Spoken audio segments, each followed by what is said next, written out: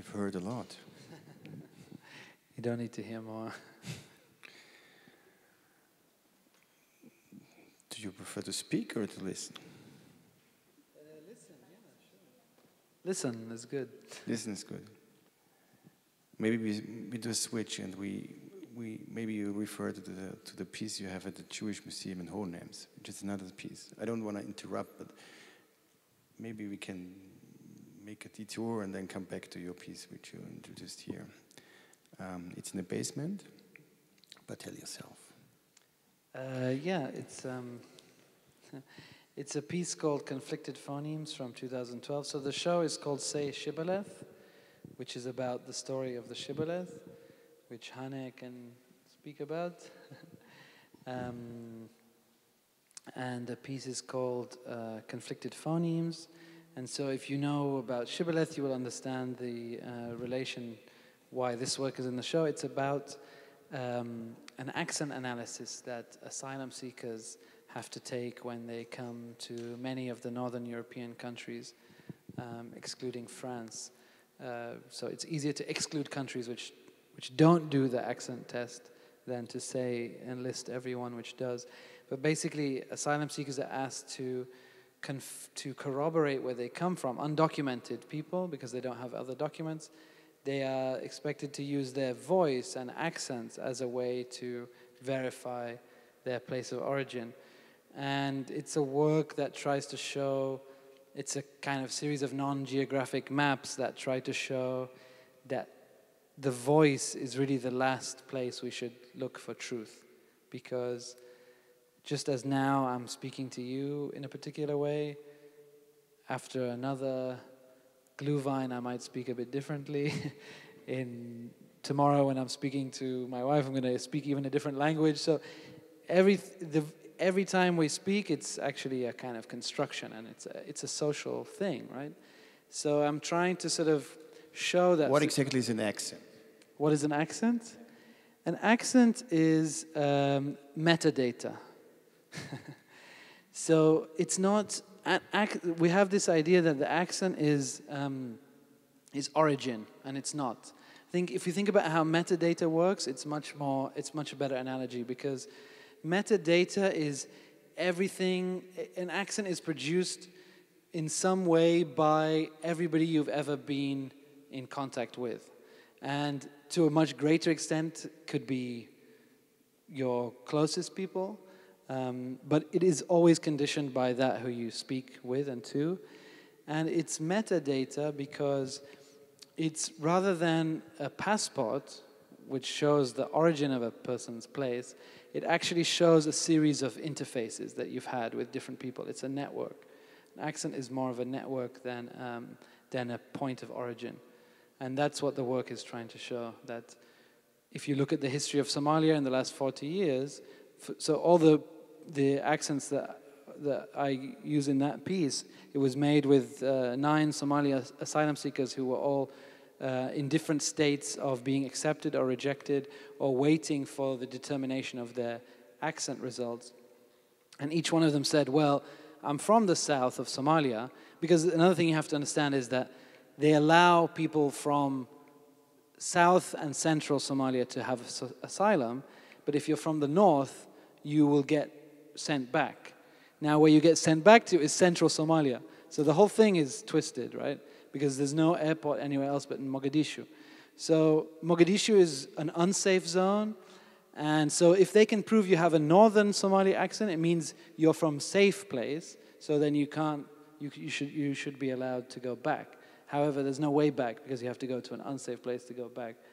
Anyway, it shows you a little bit of how bureaucracy in Europe functions as this insane fiction that produce certain biographies of people that can never actually exist.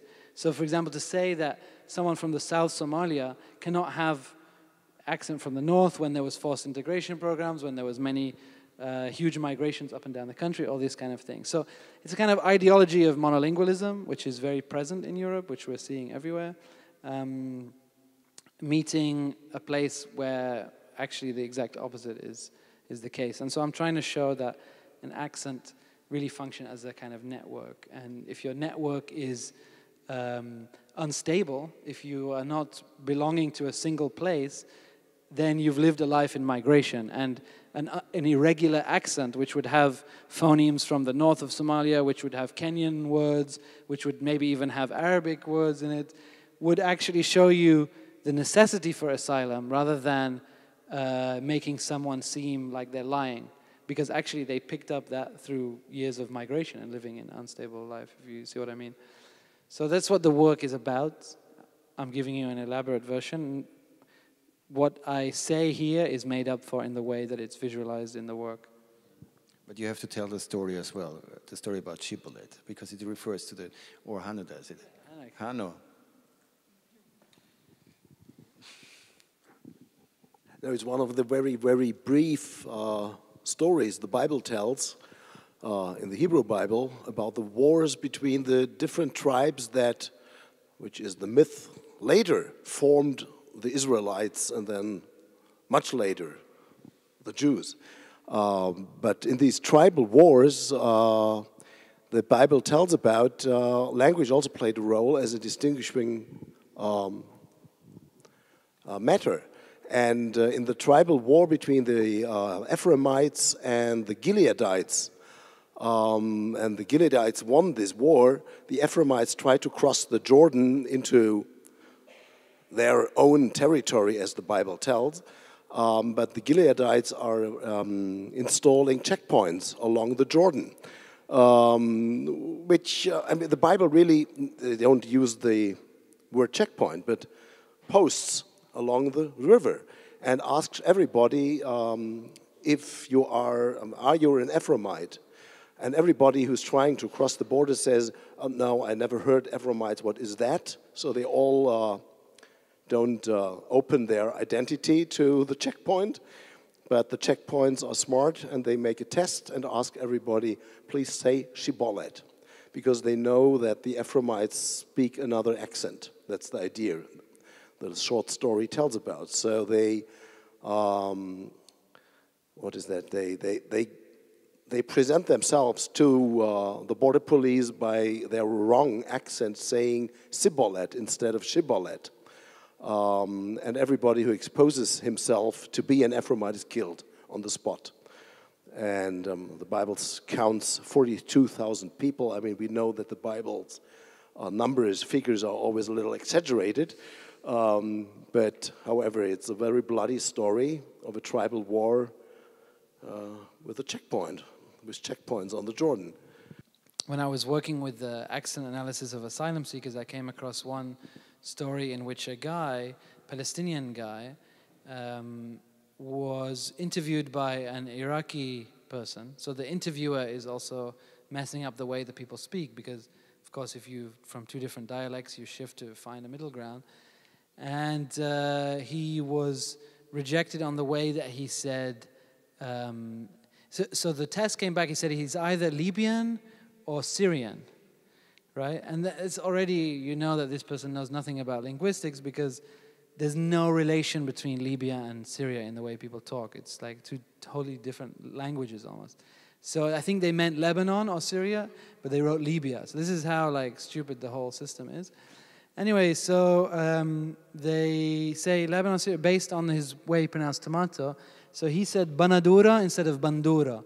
And that sound was actually the way that the kind of, so it was used in 2003 in his case to reject him in London, in Dover. But it, unbeknownst to those people, was actually used for many years during the Lebanese Civil War by the Phalangists, Christian militia, the fascists, to catch Palestinians. So they would show them a tomato. They say, "What's this?" And if you said Bandura, they would, they knew you were Palestinian, so they would take you out, search everything. Or you said Banadura, then you'd say, "Okay, it's Lebanese." So actually, these echoes of the shibboleth keep occurring, and it's interesting that how they end up here also. So yeah, the same thing. But that's what you share with the group. So the meditator is actually that what you makes most individual, right? So I was asking myself, we always try to find the authentic feature of you, like whatever, a scanning of your face, scanning of your eyes, whatever, the fingerprints, and now it's the voice or the accent. It's not exactly the voice, it's not the color of the voice, it's more like how you use your voice, right? Yeah, but this is what I mean to say, like, to some extent, to speak is to lie. I.e. And to utter is to say the truth. No, I think in the West, there's a very particular pinning of truth to voice that has always existed. So the Speech Act, for example, right? Like, I swear to tell the truth, the whole truth, nothing but. It only works unless you say that word, right? It only works unless you say it aloud in a certain space. It's always been the sort of source of a legal truth, that you stand there, and I guess it comes from Greek and Roman sort of rhetorician and all this, the idea that the voice is the burden of truth. But actually, I come from a community of people who believe the exact opposite, that to speak is to lie, that the voice is the most unfaithful of all things because of code switching, that you always switch how you speak depending on who you speak to, and that the listener condition as much of how you speak than you condition yourself.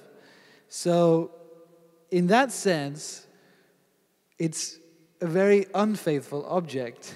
It's very deceitful. It's very deceitful, and it's social. It's of course by me. If something is social, it's coerced. It's all those things that that the social is, and rarely is the social kind of truthful in a way. It's a presentation of yourself rather than yourself. So I think it's a problem. And how are the interviews done? So describe the situation. So how do you identify the words that are significant or crucial for these decisions? And so that's the other thing. It's interesting because Sweden also pops up a few times. Sweden is this kind of like silent, strange evil. What's happening in Sweden is interesting because they had a very open border policy in the 80s, and that means they collected a huge resource of people, mostly in Tensta in Stockholm neighborhood, and it's of course quite remarkable when you go there. You have like people from Somalia, people from Palestine, people from Syria, and basically what they realize is that this is their resource. They're also many of them unemployed. So what they can do is actually use those people who have nothing, they're not linguists at all, but they can use their open border policy now as a resource to actually close and tighten the European border. So they set up, I think it's 2 companies in Sweden, 1 in Norway, who have the legal tender from almost all of the European accent tests. And it's basically you speak, you're either interviewed, and that interview, you're connected to this person via the phone in Sweden. Say you're from Somalia, they'll get the Somalian guy. And then he says, I think he's from here because he said this and this word. And then a linguist who's maybe trained in like ancient Saxon linguistics or something, random, who's a linguist, then takes their thing. He doesn't speak Somali or anything. He makes it look very linguistic, so he puts it in the International Phonetic Alphabet, and he says the things that they say. And then this goes to the courts in the various countries where these people are being, where they have their hearings. So that's how it works. But now that's how it works.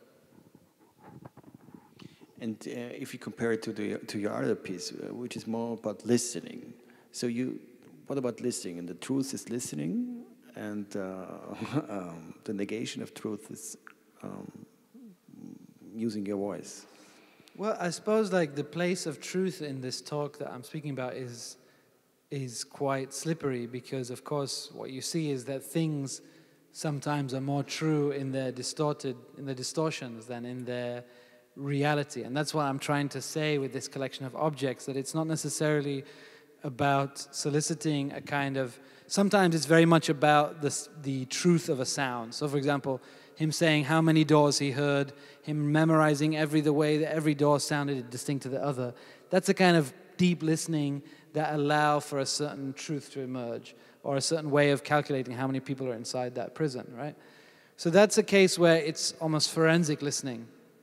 But then in the same interview with the same person, you have this thing where a door is heard as bread hitting the ground, right? So all of a sudden you shift to understand that what you're speaking about is nothing to do with the door, but actually another state is being documented through the very distortion of memory and the way that sensory deprivation kind of like worked on the experience of that place is somehow captured not in a kind of lucid description, but in actual a strange distortion where a digger truck sounds like bread or a door sounds like bread, and everything's being filtered through the idea of food because they're so hungry. So you arrive at these strange places where other kinds of truths emerge, not always the ones you're looking for. And that's why I think it's fascinating to think through these objects because, like I said, because there's this lack of language around sound, I think these events get tethered to objects in ways which are strange and unexpected. So when I was doing those interviews, I was trying to, in the first days, do something very kind of like calculated and specific, and then I realized later that it was the necessity of being fluid to listening to kind of inadmissible truths that could never really be heard by the law, but somehow spoke to another kind of truth that was important for me, and that included paying attention to kind of like whispers, to the absence of sound, to the way that they would describe sounds, and so yeah, I think it's truth, but it's not only legal truth that I'm interested in. It's the weird ways that truth become manifest, and sometimes paradoxically in distortions and in lies, truths can emerge. So. When I saw the show, I was thinking about, what kind of objects these are. So basically you use ready-mades to show it to the audience. We talk about audience. It's a listening community, although we look at something. And you would call them like either ready-mades, if you turn to the sculptural aspect of it, or you would call them, if they were on paintings or images, as you did like this, that you would call them a still life, right? And then I was asking myself, what is the equivalent to like a still life, which is like when you turn into the realm of acoustics? Is it then a silent life? Is it a mute life? What is it? Yeah, I mean, the objects were in the exhibition intentionally mute. So you were seeing some of the objects that were exhibited from this collection of 95 objects that are drawn from earwitness testimony. And they're intentionally mute. So they're sitting there. And I suppose the idea is that in relation to the sort of text that unfolds in the space, which is some of those even more stories than I read today, but you get the idea, is that you sort of like see them as trash originally and as still life and as somehow borrowed from the language of conceptual art, and you sort of maybe roll your eyes and think, what the fuck is this guy doing? This has been done. And then as you suddenly understand this acoustic significance, you almost kind of like see and hear them at the same time, although there's no sound in the space. You sort of look at them with your eyes, but you sort of hear them in your mind. And I think that's what I was after, this sort of strange threshold space between sight and sound, because that's really how we listen as well. That often the way that we describe and think sounds have to do with the way they look, have to do with like if you actually record a watermelon smashing, it doesn't really sound very good, right? It doesn't sound like what you'd imagine it to sound if you say someone got punched, it sounds like a watermelon smashing. That watermelon smashing is a very visual thing. And I think these moments just they get you closer to an event. So it could be that you just read the text and understand those objects, but I think when you see them mute, somehow you arrive at a point which is not the sort of forensic aftermath of the event. It's actually the event as it unfolded to the witness at that moment, right? So if you think about Alistair Cook saying, that the shooting of Bobby Kennedy didn't sound like gunshots, it sounded like a rack of trays. Of course, we know that it doesn't tell us anything about the way that Bobby Kennedy died. We know he was shot dead, right? The post-mortem tells us he was shot dead, there was bullets. So a rack of trays is just an ancillary piece of information that, why is it important? But actually, what I find so fascinating about him mishearing that and being so obsessed with it in the aftermath and being so, the necessity for him to document that it sounded like a rack of trays brings you to that moment before it was known how he died or that he died. That moment where there's just a loud disruption in the space before and you kind of like that, you bring you to that moment of the event itself somehow. And that's what I was kind of fascinated by with the idea of sort of having the objects, that they bring you not always to the idea of a forensic recreation, but also somehow to the moment in which the events become encoded into people's memories. And I think that's also has a place of interest. Any questions by you, by the audience?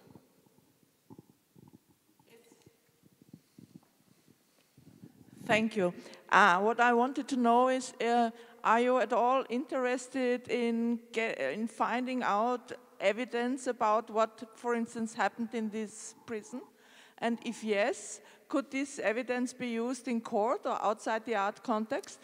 Yes, yeah. So maybe I didn't explain it correctly. So in 2016, I did interviews for Amnesty International.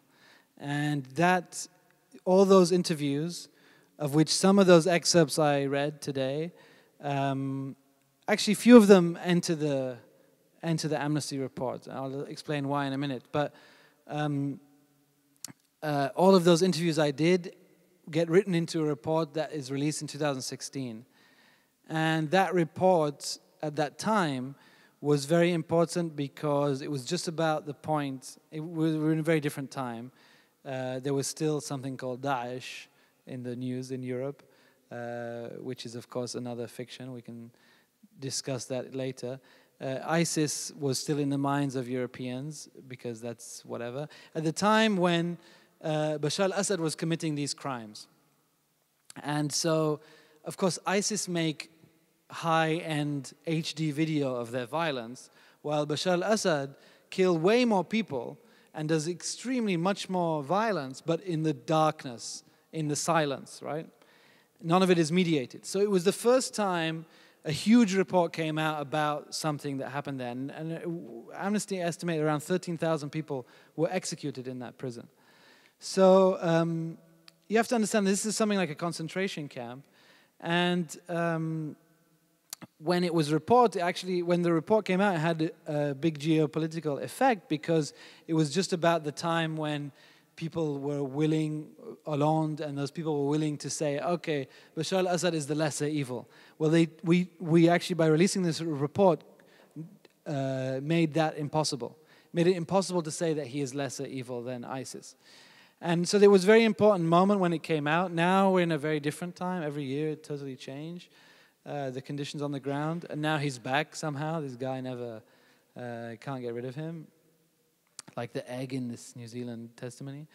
And he, so the whole thing actually began like that, somewhere else. But then Amnesty has no way of incorporating some of the things that are like the hunger stuff, right? For them, distortion and strange parts of memory were impossible to incorporate into their reports because there isn't really a language for that in human rights.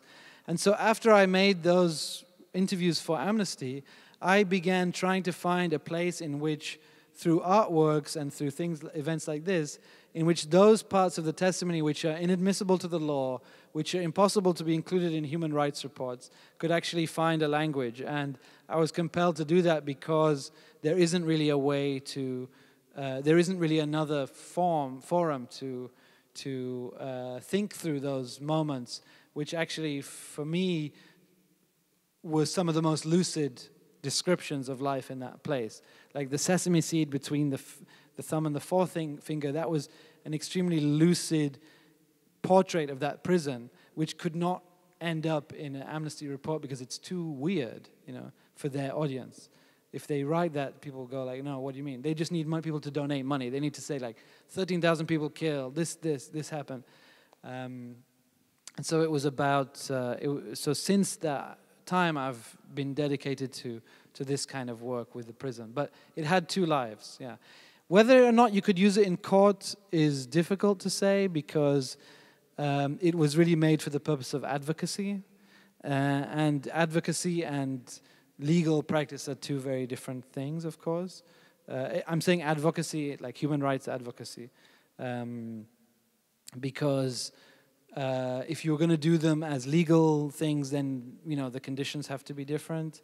But for sure, those witnesses can testify in a courtroom to the same thing they told me. They can say in a courtroom, and I think they should. But another thing, and I think this is actually very close by in Switzerland, there is a huge archive of documents that have been smuggled out from Syria that basically show a whole lot of war crimes of Bashar al-Assad and the regime, and they're stored in some secret location. And so they are amassing a trial, and for trials, again, witness testimony has very little, it has very limited possibility. Documents and things like that are what's important. And like all military dictatorship atrocities, there's equally an obsession with bureaucracy, right? And you can see that in the Jewish Museum in Hohenems, right? That there's still the necessity to kill legally. No matter who you kill, what separates the state violence from, let's say, ISIS is that the state has a document, a confession, a fingerprint, whatever it is, of the people they killed, because they're still in this idea that mass killing has to be done legally. So, so those exist somewhere, and I hope that a great deal of them are in this bunker in Switzerland. I don't know. Any questions left? If not, then thank you so much, Lawrence. Thank you very much. Thank you. It was awesome. Thank you so much.